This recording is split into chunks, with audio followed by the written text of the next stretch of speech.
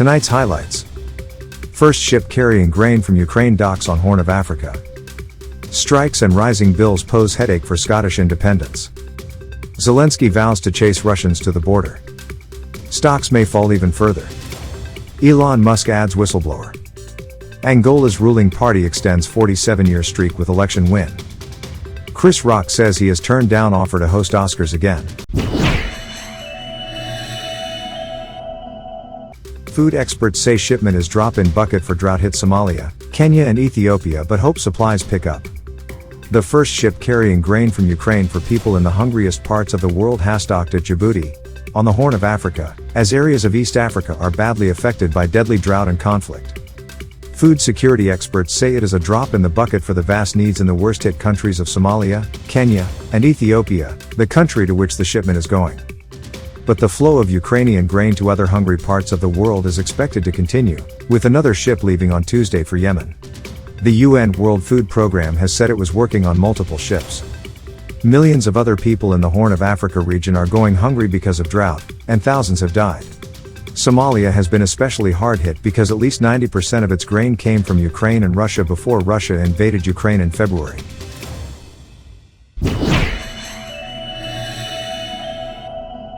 Strikes and rising bills pose headache for Scottish independence campaign. As the cleanup of the litter-strewn streets of Edinburgh began on Tuesday morning after the conclusion of a 12-day strike by refuse workers, one residents did not trouble those tasked with removing the piles of bursting bin bags. Nicola Sturgeon's official residence, Bute House, like other Scottish government buildings, was not affected by the waste backlog, which has been deemed a public health hazard across the city. Rubbish at Bute House is collected by a private waste removal firm, it emerged last weekend.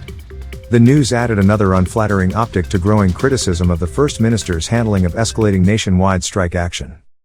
Last Friday, opposition parties accused Sturgeon of being asleep at the wheel as she traveled to Copenhagen to officially open the Scottish Government's Nordic office. Meanwhile, crunch talks between unions and the Convention of Scottish Local Authorities, COSLA, the SNP-led umbrella group for Scotland's 32 councils, were ongoing. Sturgeon also made no fewer than 5 appearances at the Edinburgh Festival, concluding her run on Monday evening with an interview with the Succession actor Brian Cox, who told the audience that she was doing an incredible job and promised to support next year's Scottish independence campaign. Ukraine claims early success in counteroffensive as Zelensky vows to chase Russians to the border. Volodymyr Zelensky issued a warning to Russian forces during his evening address on Monday, saying it was time for them to run away, go home. Its offensive to retake Russian-occupied territory in the country's south. Its forces have regained 4 villages and broken through Russian defenses at multiple points of the front line in the Kherson region, according to Ukrainian officials. Ukraine's President Volodymyr Zelensky also issued a warning to Russian forces during his evening address Monday, saying it was time for them to run away, go home, and that the occupiers must know we will chase them to the border. Yet one of his advisors cautioned that the operation will be a slow one, that would grind the enemy. This process will not be very fast, Alexei Arestovich, advisor to the head of the Office of the President of Ukraine, said in a statement posted on Telegram late Monday, but will end with the installation of the Ukrainian flag over all the settlements of Ukraine.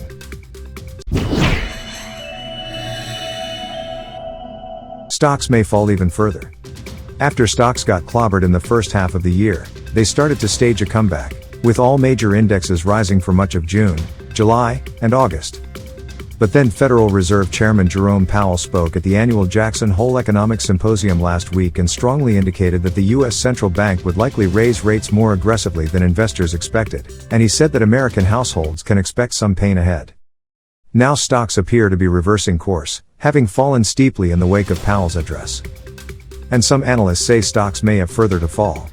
Be cautious at this point as it's not entirely clear that the bottom is in for this cycle, let alone for 2022. There will be more volatility to come in the next few months, so caveat emptor, said Chris Zaccarelli, Chief Investment Officer for Independent Advisor Alliance. While it may be a bumpy road ahead, there are ways to mitigate potential damage to your portfolio in the coming months. Bearish markets can be a bear on your psyche.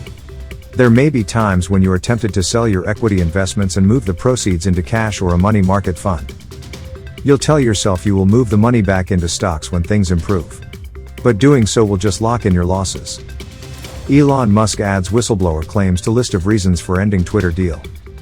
Tesla chief is trying to withdraw from his agreement to a $44 billion takeover of the social media platform. Elon Musk has formally added last week's whistleblower allegations against Twitter as a reason for terminating his $44 billion, £37.7 billion takeover of the social media platform, as he also sought to delay a trial related to the deal.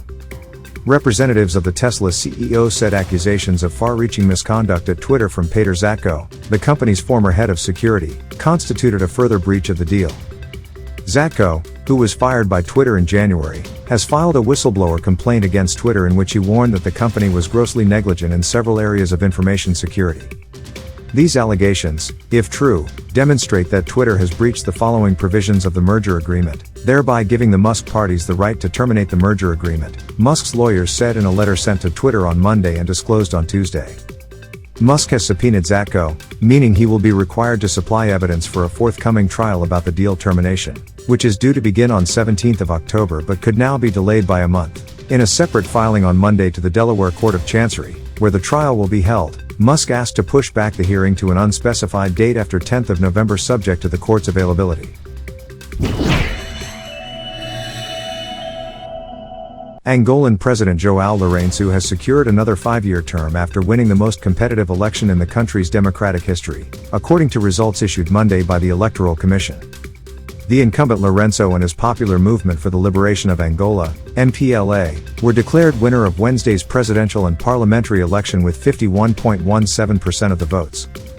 The win extends the MPLA's 47-year winning streak and comes amid rising disenchantment with the party and state of affairs in the southern African country. Only about 6.4 million of the 14 million Angolans who registered to vote did so, according to the Electoral Commission. Have a great night. The main opposition party, the National Union for the Total Independence of Angola, UNITA, led by Adalberto Costa Jr., took 43.95% of the votes. Civil society campaigner Antonio Soares Gonga was among the disappointed voters who reacted to MPLA's win. Election experts predicted a tight race even though opposition candidates rarely win in Angola. Costa Jr. of the UNITA party is a charismatic and popular leader who enjoyed popularity among the country's youth, many of whom are disaffected and unemployed. Chris Rock says he has turned down offer to host Oscars again. Chris Rock has reportedly declined an offer to host next year's Oscars. During a stand-up show on Sunday night in Phoenix, Arizona, the comedian said the awards organizers had asked him to return to host for a third time. He previously emceed in 2005 and 2016. Earlier this year, Rock, presenting the documentary award, was slapped on stage by Will Smith, shortly to pick up his Best Actor award, after Rock made a joke about Smith's wife, Jada Pinkett Smith.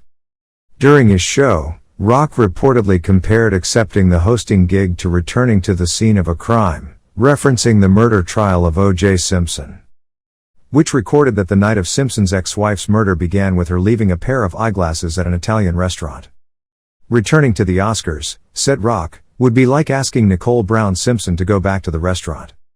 According to the Arizona Republic, an audience member yelled out, "Talk about it." Rock then made reference to Smith's performance as boxer Muhammad Ali in the 2001 biopic Ali, for which Smith earned his first Oscar nomination. "He's bigger than me," Rock said. "The state of Nevada would not sanction a fight between me and Will Smith." The Academy of Motion Pictures Arts and Sciences declined to comment on Rock's remarks. All the best. Have a great night.